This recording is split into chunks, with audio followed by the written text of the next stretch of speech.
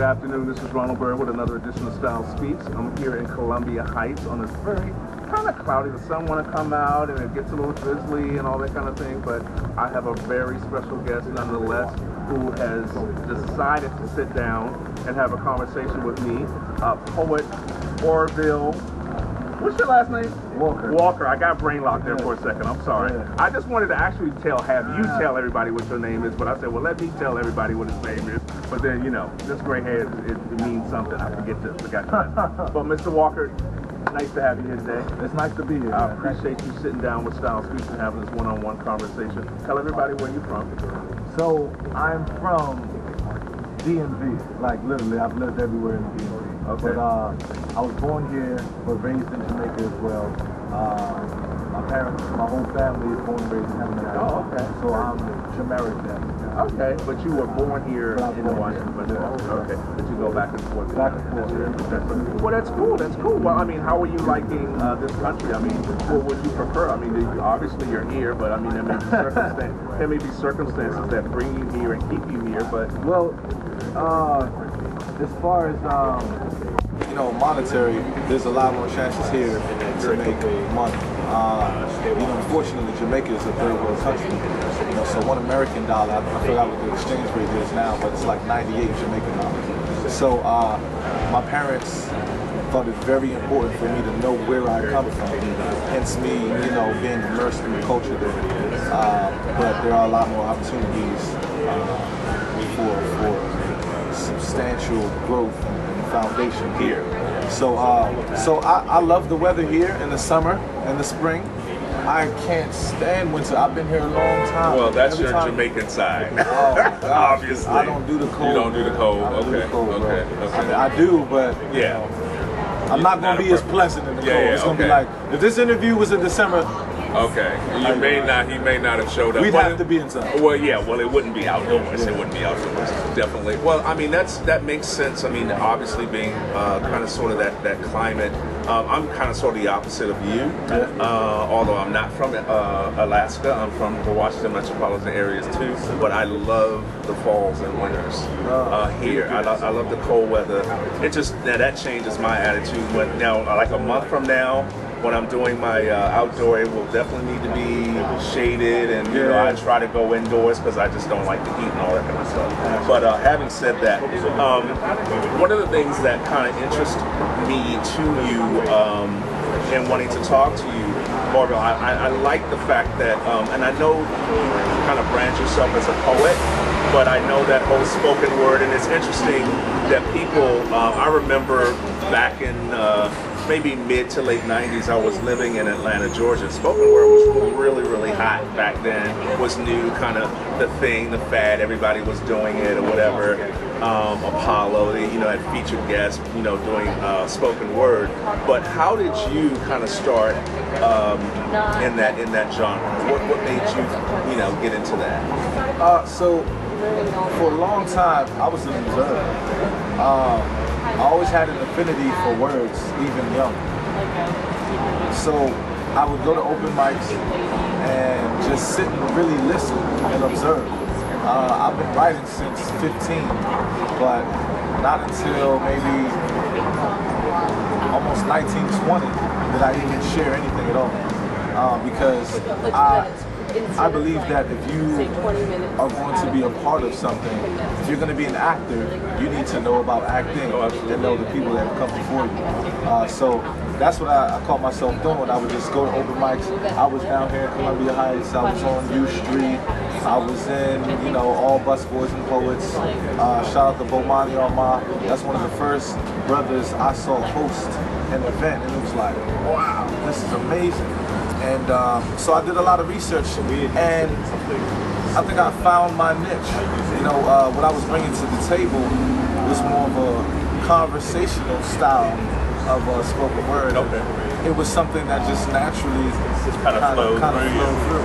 Well, that's interesting. I mean, I think, and I'm not sure if if this was something that, like when you were a kid, if you even, talked a lot, I don't even think that necessarily matters. If you were just a very vocal person when you were very young, you like to talk all the time. I think people who are creative artistically and who likes to paint a picture verbally and even written, because as a poet, you like things on paper. You used to, reading poetry and reading it out loud, and that whole voice dynamic is obviously quite important. But it's always interesting to me when did somebody tell you, okay, well, you can take this to the stage, this is something that you can build as a career, or this is, you had an interest, but how did it manifest itself into something that you wanted to do? A real quick story. Yeah, it had to be real quick. So my grand aunt was retiring, and my mom was like, you guys should do something for her. Okay. Never wrote a poem before in my life. And she was like, I don't know, do something. I was like what? I'm not about to sing. And she was like, I don't know, write a poem or something. Oh, okay. I took a piece of paper in the car. It was like a 25-minute ride. I wrote on the front and the back. I spit it in front of my family and friends, and they were like, wow, he reads so well. And my mom was sitting there with a stuck face like, he wrote that in the car. That was my first poem. Wow. And so unbeknownst to her, I believe mothers are very special people. My mom, I love my mom with all my heart. Yesterday was her birthday. Sunday, she's... God, that is so wild. My guest that I just had, Ashley Scarborough, her mother's birthday is today, and tomorrow is Mother's Day, obviously, that's interesting. I don't think that's happenstance. Wow. So, amazing. God gave her, vision that she didn't even see that would become such a huge part of my life. So now the transition from just writing for myself to the stage, I owe a lot of respect to just me, Cedric Hand. This is my brother in this profession of expression. I call him my big brother, and he was the first person to ever give me a feature, first person to ever say, yo, you should host. And then not just talk about it, started walking me through the process like, this is what you need to look for. This is what you need to do. So I owe a lot of, I had a great teacher. So you definitely had some inspiration there, and I love inspirational stories where you have people, and I talk to people in the fashion, obviously, this is a style of fashion blog, but in the fashion industry in various genres there, and people, even with models and actors, I like to ask, well, how did you get into this? And a lot of times people will say, well, somebody told me, I'd probably make a good model, and they decided to do it. So it's always interesting when it's when it kind of comes from within, as opposed to someone saying, well, I think you should or you should do that, you should do that, and then you just like, maybe a bell goes off and say, well, maybe that maybe not be a bad idea. Or when it was just instinctively something that came from you as opposed to an idea from other people. So that was really interesting. Well, in getting to the style piece, I've seen a lot of your pictures and how you perform, and that's a very individualistic field to be in. I think people don't really judge you, or it's no specific look on how you should dress on stage or when you perform. But what would you consider your personal style to be, and how you value your look? Because we just took some pictures and he just went right into pose mode over there, and I'm like, well, maybe I need to be passing you my agent card because you look like a model, and he just went straight to it. And you talked about how your presentation and how you put this outfit together for a reason. So obviously that's something that's and I think I recognize that part of you too as well. So as a reason why you're here. As a kid, I was an introvert. I didn't really talk a lot. I just really sat and observed. And so while I was sitting and being observant, people didn't know my personality, but all the while I was building my character. So then when it started to manifest on paper, and then I still didn't share, I was still building my character, my personality. So then when it started to manifest on paper, it kind of took on another life as well, like in my dress, in my apparel. So I like to be comfortable at all times. I can put on a suit and rock that. Today I got slacks on, but threw it off with some comfortable Nikes and a dope shirt because I feel dope. Okay. I'm going for an interview. It's a dope shirt because it says dope, or well, it's a dope shirt because I said it is dope. I just I just wanted to know where, was that like Is this a dope shirt? You see what I did there to play on words? I see what you did there. But I don't think, the clothes make the man make the clothes. And whatever you feel comfortable in is what you should wear, because I never want to be in a place where I feel like,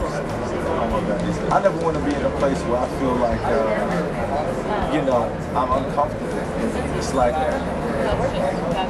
my dress and my look has a lot to do with my performance. If I feel good and I know I look good, then you're going to get the best of me. But if I feel kind of boxing, like, I shouldn't, it's going to come through. It's going to come through. I'm not going to feel comfortable. Well, what would you consider your personal style? I would say urban casual. Okay. And what does that mean?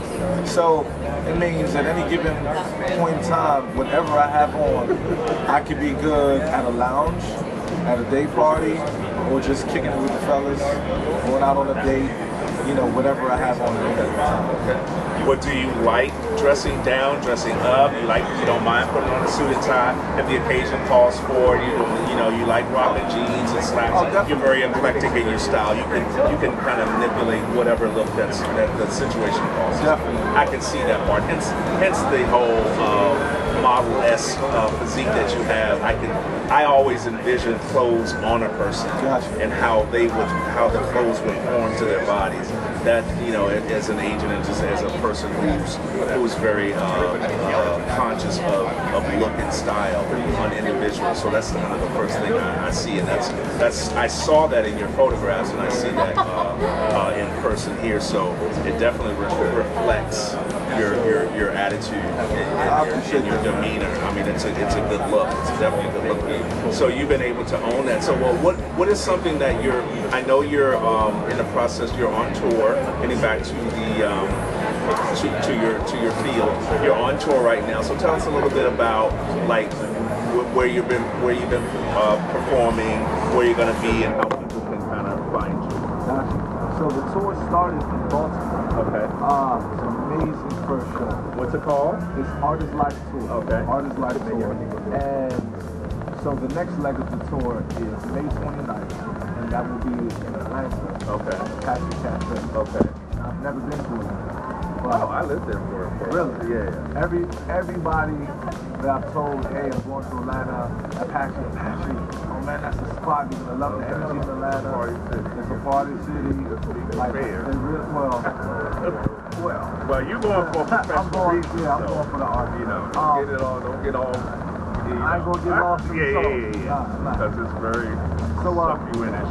People can check out the tour and buy tickets and see what the next leg is going to be on www.artistlifetour.com. And you can keep up with me and see what I'm doing on every social media, like Orville the Poet, OrvilleThePoet, OrvilleThePoet.com, Orville the Poet on Instagram, Twitter, OrvilleThePoet.com. Okay. Well, I mean, this has been incredible, man. I had a sense that, obviously, what you do as a poet is something that I think is very artistically special, because I don't think that everybody has the capability. Everybody, people can speak and kind of speak in rhythm, but when you have a craft like you have, and is able to kind of put that and present that in a higher level like you do, and present it the way you do, it should be recognized. Hence the reason why I wanted you to do this segment for me today, and how I incorporate that whole what you do and how you look. I think was pretty cool too, and I like the package. So definitely keep doing what you're doing, man. I appreciate it. And you got definitely a new fan in me, and hopefully vice versa. And maybe check me out and see some of the things I'm doing now. So, no, real quick. Okay. So one thing I really appreciate about you is that there's a lot of people that have wanted to do interviews and things of that nature, but I didn't really see their motive. You know what I mean? I'm very invested in my brand, and I know that my brand is what people say about me when I'm not there. So I saw your motive, because I looked at some of your previous things and saw that usher this artist into maybe a whole new family. And so that's why I was super excited to be here. And I really appreciate you doing what you're doing, man, because, you know, without you, artists like me will stay stagnant. You know, we're trying to break into the next level, and people like you help us do that. So I really appreciate you. No, I appreciate you saying that. And that's definitely the goal. And that's what I try to do. And it's nice to hear that out loud. And I appreciate you saying that. Well, this has been another edition of Style Speaks. And you got all the information on Orville Walker. I got the last name this time. Walker. And definitely check him out and find him. And we're going to be maybe collaborating and doing something together soon. Okay, if his publicist says so. So I need to find out who's in here. Okay. Put her on spotlight. But until the next time.